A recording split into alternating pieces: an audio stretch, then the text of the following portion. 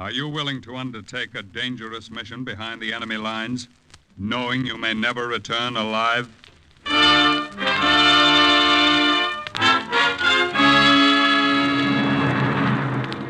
What you have just heard is the question asked during the war to agents of the OSS.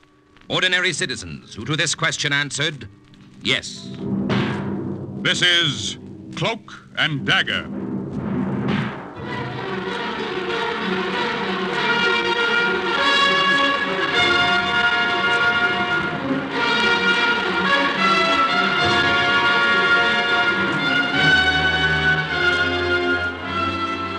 Black warfare, espionage, international intrigue.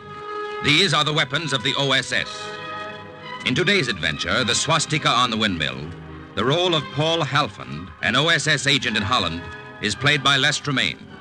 The story is suggested by actual incidents, recorded in the Washington files of the Office of Strategic Services. A story that can now be told. My mouth was as dry as ashes. The palms of my hands were wringing wet. My revolver was drawn, and I moved slowly along the dark hall. Everything I had been taught led up to this moment. Boards under my feet teetered. And for a terrifying moment, I almost lost my balance and fell backwards. Something was ahead of me. In a room along that dark passage. I sensed it more than anything else. And then I heard it. I stopped breathing until I passed that room, and the voices of the hidden Germans almost slid past them to the end of the corridor. Halt! Halt, Amerikanischer! There was a Nazi stormtrooper in uniform right in front of me, blocking the exit.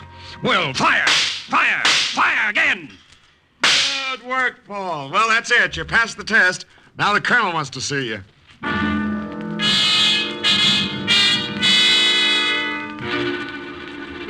What I had just come through was a cleverly designed scare house that rivaled any Coney Island chamber of horrors for one-a-minute thrills.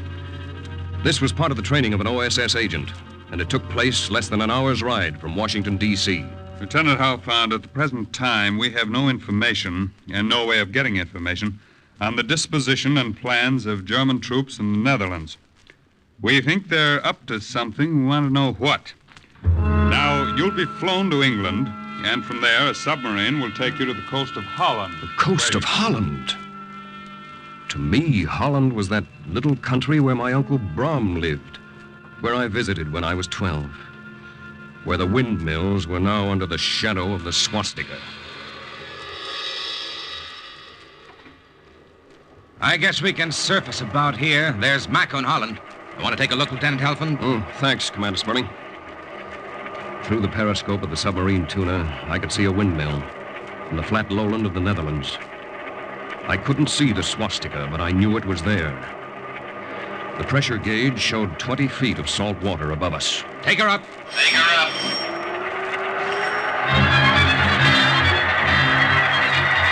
Surface.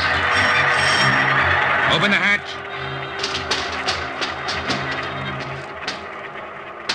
We climbed the ladder through the hatch, where an inflated rubber boat was waiting to take me to shore. I'm only a couple of yards from shore. I can get out here. Hand me that rucksack, please. Here you are, sir. Have you far to go from here? It's only about 5 miles from Macum to Bolsward, where my uncle lives. I can make it before the sun comes up. Goodbye, and thanks. Good luck. Good luck, sir.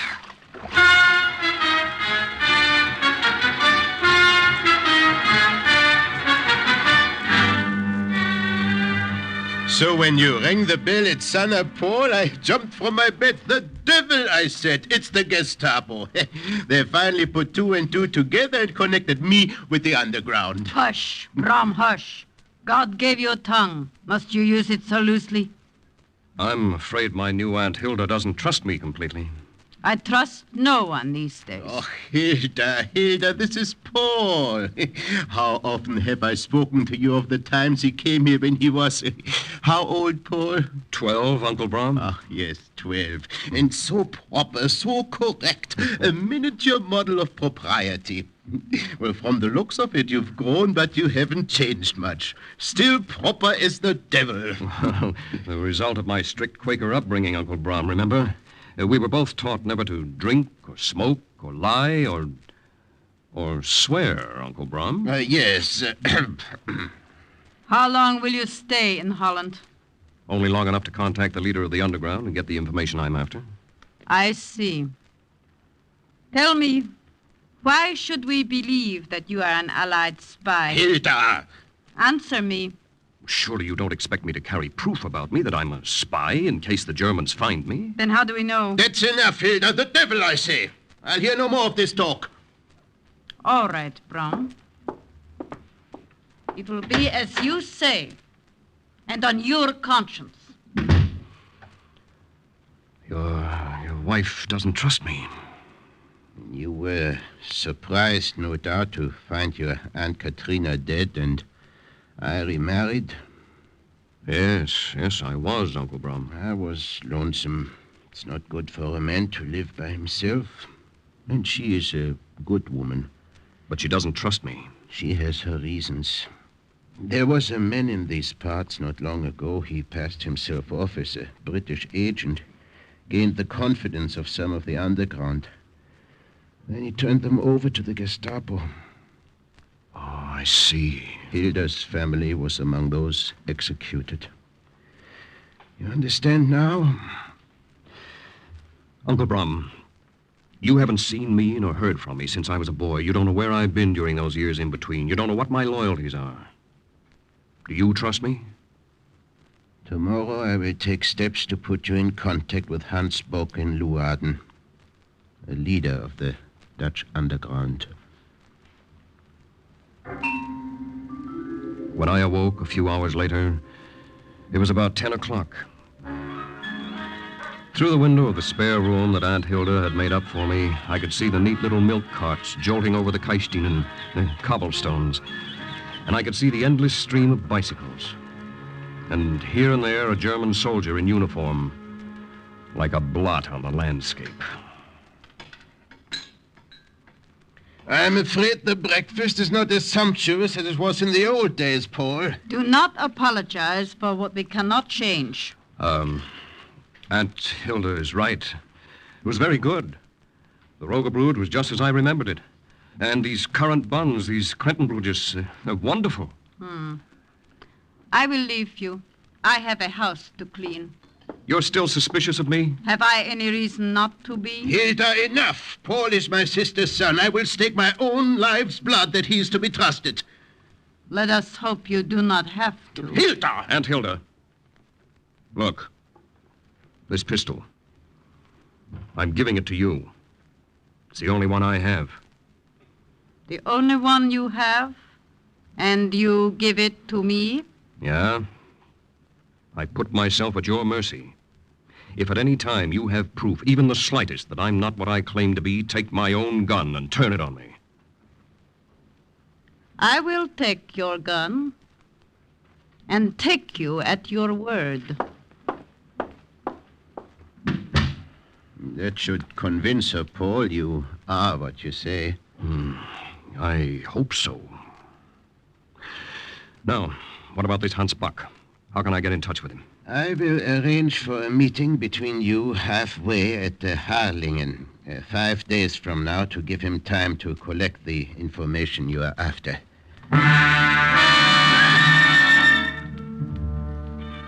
The days until Thursday, when I was supposed to meet Hans Bock, passed slowly, but they weren't wasted. I set up the shortwave radio in the wine cellarette in the living room. I had long talks with Uncle Brom, and I went out of my way to win over Aunt Hilda. Are you sure there's nothing I can do to help you with dinner, Aunt Hilda? Nothing. Thank you. Oh, it's still raining. One need not be too clever to see that. In Holland, it seems always to be raining now. Rain, mud, and despair. I remember when I came here years ago. It was winter. I was in time for the skaters' races. Yeah. Skaters' races. And the booths. Remember the little booths that sold chocolate and milk cooked with aniseed? And the little cakes, all the varieties of gingerbread? Oh, how I loved them. Hand me the spoon. Here. Here you are. Thank you. Tell me about America. What is it like? It's too large to describe in a sentence or two, Aunt Hilda. When the war is over, you must come visit us. When the war is over. Well, it can't last forever. And America's helping. And remember, our leader, President Roosevelt, is himself of Dutch ancestry. Tomorrow. Tomorrow, perhaps, I will make you a gingerbread cake.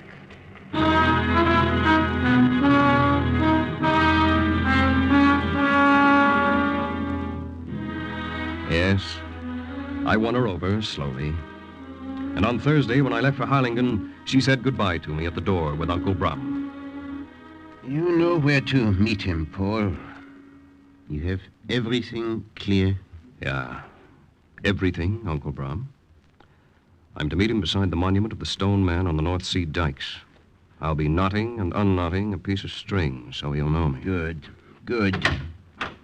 We will see you later tonight, then? Yeah. Paul? Here. This is for you. In case you should have need of it. My pistol. Take it back. Thank you. Thank you, Aunt Hilda.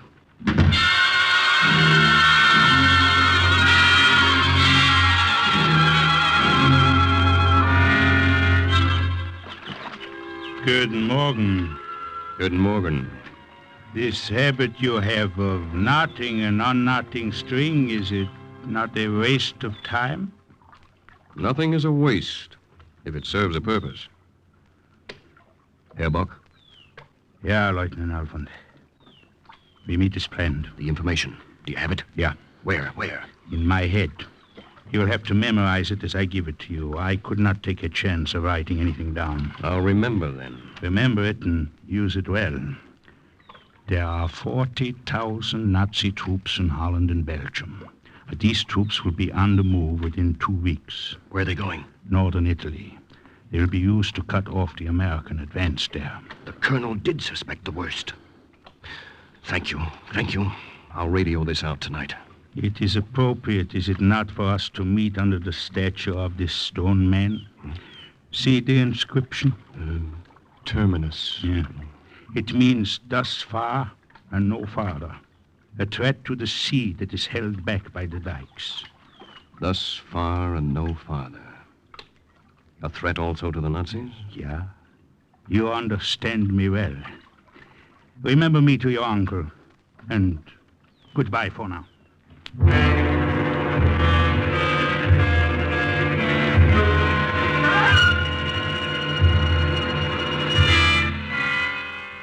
Herr Bock is in constant danger of discovery by the Gestapo, Paul. That's why he could not take a chance and write that information down for you. It wasn't necessary, Uncle Brom. He passed it from his head to mine. When will you radio it to London? It's after midnight. I think I can start now. What's that? A car stopping in front of the house. There are 2 men getting out. So late? Who are they, Brom? Do you know them? No, I don't. I'm afraid it was like this once before when they came to get my family.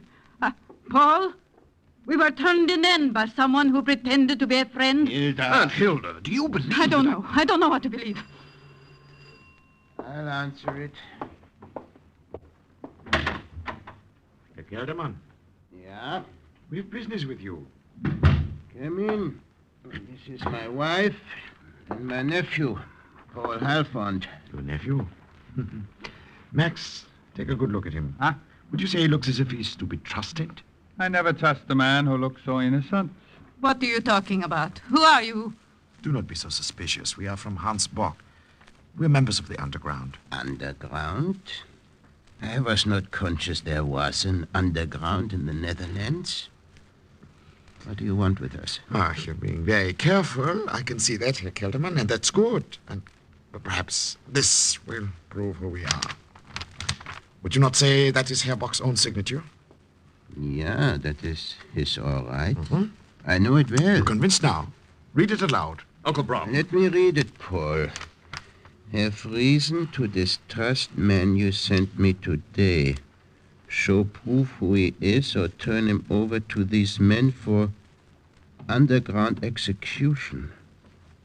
This is ridiculous. I do not understand. Nor I. Herr Bock seemed to trust me well enough this afternoon. Your nephew is a German spy, a traitor in our midst. The devil he is. I do not believe that. Not Paul. He's not the spy, not for the Germans. You want proof? I will give you proof. See here, in the wine cellar. This is his shortwave radio. He was going to send a message tonight. He is a friend. He is an ally. He's a member of the American OSS. Don't you believe me? What is it? What is the matter? We believe you well enough. Thank you for giving us proof of what we suspected. What's this? Shall I show them my badge, Herr Commander? Do that, Sergeant. Do that. Take a good look. The skull and crossbones. The Gestapo. We've been trailing Herr Bock, but we had no definite proof that he was connected with the underground. We only suspected. And today we saw him meet your nephew here on the North Sea dikes. Why did you wait until We now? figured that if we arrested them then and there, we might get nothing from them. So we waited. We arrested Herr Bock, and we found a paper with his signature on it. That note you showed us was forged. Quite right, Frau Kelderman. The note was forged. Herr Little Bock by refused little. to tell us anything. Inch by Now inch, we can no longer I had tell made my way anyone. to the kitchen door. You have killed him. Right again, Frau Kelderman. And then we're around the greatly corner. obliged to your husband for supplying us And with up the proof. back stairs. Commander, he escapes. After him! Halt! Run, Paul! Bliatic! Halt! I will go west with you! In a flood of memory, it came back. Chamber of Horrors, an hour's drive from Washington. My mouth was dry as ashes, but the palms of my hands were wringing wet. Along the dark hall, my revolver drawn. Everything I had been taught led up to this moment. We have you covered from both sides. Drop your gun! Well, fire! Fire! Fire again! Into the darkness! But this time there was no instructor to say, "Good work, Paul."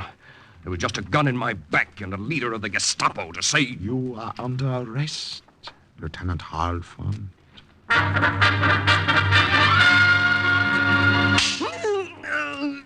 How long do you think you can hold out? We have ways of making you talk. No. Must we convince you more? Sergeant. Ja, Herr Kommando. Well? Perhaps we'll have better luck if we question your aunt.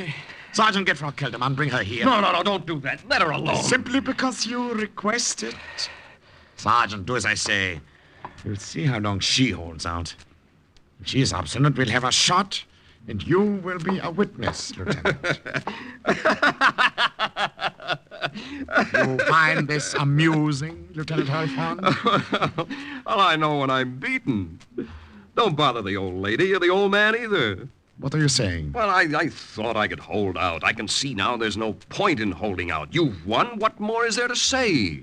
If you're just stalling for time... I'm not stalling, Herr Commander. I'll prove it. I'll confess everything. Tell you everything you want to know. Now you're becoming smart. And so I told them everything they wanted to know. General Donovan heads the OSS in Washington. The OSS is part of the American State Department. The Minister of Finance in Britain is also head of the British Secret Intelligence. Go ahead, Lieutenant Halfond. We're listening. Corporal, take this down.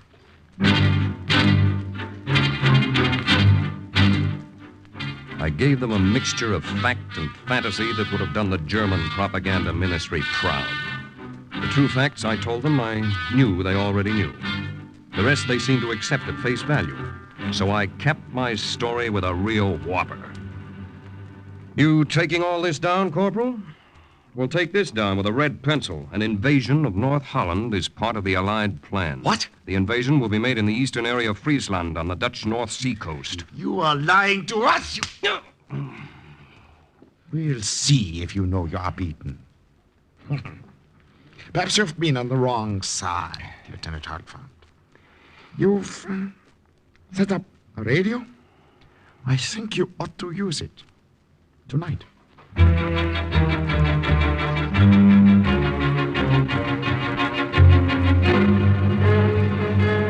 Time is now 2300. 2300. Paul Halfond calling headquarters. Can you hear me? Over. OSS headquarters to Paul Halfon. You're coming in clear. Been waiting for your message, Paul. Good to hear your voice. Watch what you say. There's a gun in your back. I can see it's going to take a lot to convince you. Paul Halfond to headquarters. Listen. Listen carefully.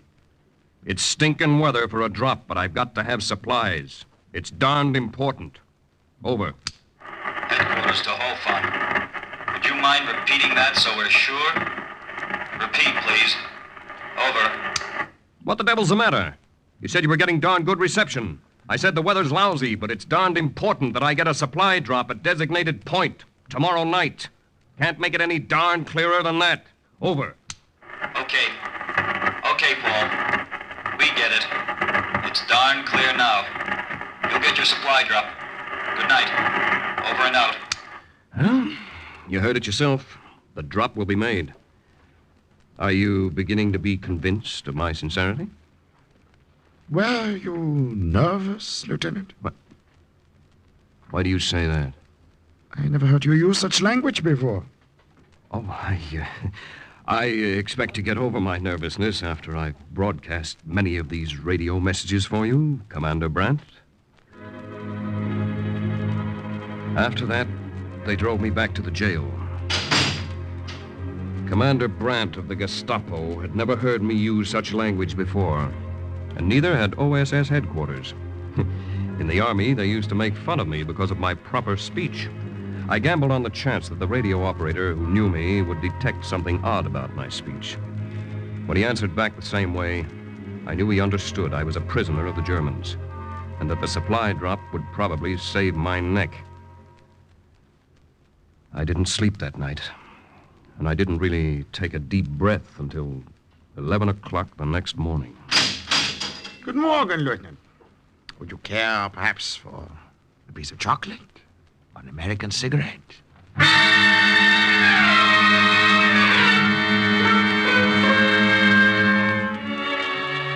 I knew the drop had been successful. They sent us home, Uncle Brom, Aunt Hilda, and me. But we brought a boarder with us in the person of Commander Brandt.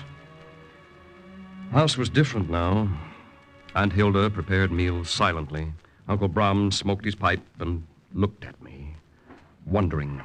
And twice a week they sat in the living room and watched and listened as Commander Brandt and I contacted OSS headquarters. OSS headquarters to Paul Halpin. This is important. 24 blackbirds are coming through the rye. Storm clouds overhead. Take in your washing. Good night. Over and out. What did that mean? 15,000 more Allied troops are added to preparations for the invasion of Holland. Well, then we will rush 20,000 more German troops to the Dutch North Sea coast. Already we have 40,000 troops waiting there. We were going to send them to elsewhere, but they will undoubtedly be of more use here. Undoubtedly. Yeah. Well, I'm going up to bed now. Dankeschön. The dinner was very good, Frau Kelderman. I cannot help being a good cook. Yes, well, good night.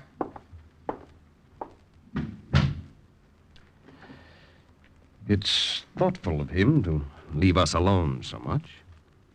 Is it? I do not care much for your company. Hilda, maybe he's got his reasons. I wanted to tell them my reasons, but I didn't dare. Instead, I stood at the piano and played the scale with one finger. Even Uncle Brom was getting to the point where he couldn't look me straight in the eye. But as Uncle Brom became more suspicious, Commander Brandt became less suspicious. I think I will go up to bed, too. Something was wrong with the piano. The C was sharp, as if something were pressing on it, making it sharp. I walked around to the back of the baby grand And I saw it. It was a small, round disc the size of an overcoat button. I knew it was attached to a dictaphone in Brant's room. That was why he left us alone so much. I'd give him something to listen to. Paul, I know there must be some explanations for these things you are doing. Now look, you haven't had it so good for years. Eggs on the table. When did you have eggs on the table last? Privileges nobody else has. Extra ration books. You might as well face it. This is a new order, Germany's order. And if you're smart like I am, you'll fall in with them. Paul, is this you? I told you he was a traitor, a spy. I warned you.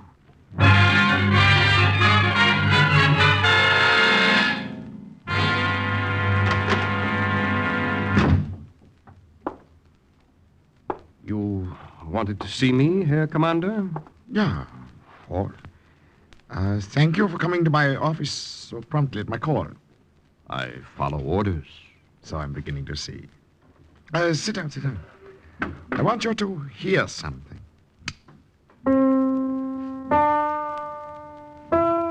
I think I'll go up to bed, What? too. I don't understand. Simple. A dictaphone. But I still don't... I know there must be some explanation. That's Uncle Brum. Yeah. Quiet. Now look, you haven't had it so good for years. That's me. Eggs on the table. Well, what's the idea of doing it on the table last? Privileges nobody else has. Extra ration books. You might as well face it. This is a new order. Germany's You have order. convinced me completely. If you're smart like I am, you'll Paul. fall in with them. I have a proposition for you. Yes? I want you to go to England for us. Act as our double agent. You can be more valuable to us there. Leave Holland? Huh? But aren't I a great help to you here? I know the risk it involves, but Germany will pay you well after the war. Think it over. I thought it over and let him convince me. And a few days later, a German stormtrooper gave me a personal escort to the border.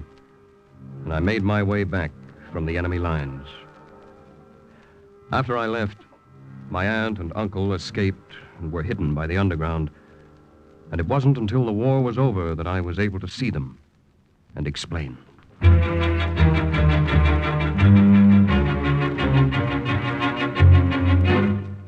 Lieutenant Paul Halfand returned to OSS headquarters, and thousands of Nazi troops waited on the shore of the North Sea for an invasion that never came.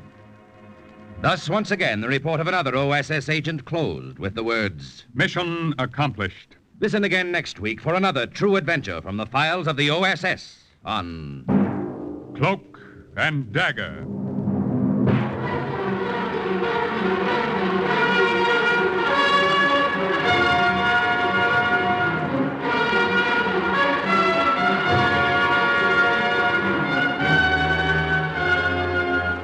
Heard in today's Cloak and Dagger adventure as Paul Halfand was Les Tremaine. Brom was played by Stefan Schnabel, Hilda by Virginia Payne, Bant by Barry Kroger, the Colonel by Raymond Edward Johnson. Others were Carl Weber, Jerry Jarrett, Arnold Robertson, and Bob Wilde. The script was written by Winifred Wolfe and Jack Gordon. The music was under the direction of Murray Ross. Today's true OSS adventure was based on the book Cloak and Dagger by Corey Ford and Alastair MacBain. This program was produced by Louis G. Cowan and Alfred Hollander and was under the direction of Sherman Marks. Programs, get your programs here. Mystery fans, there's an exciting evening waiting for you tonight on NBC. First, some listener will have a chance to win a double reward for solving the case on $1,000 reward. Next, when a woman reads her own obituary in the paper, the saint finds himself involved in a case that leads to murder. Then Sam Spade works his way through the rod and reel caper. Yes, you'll find adventure here tonight. Stay tuned now for High Adventure and the Big Guy on NBC.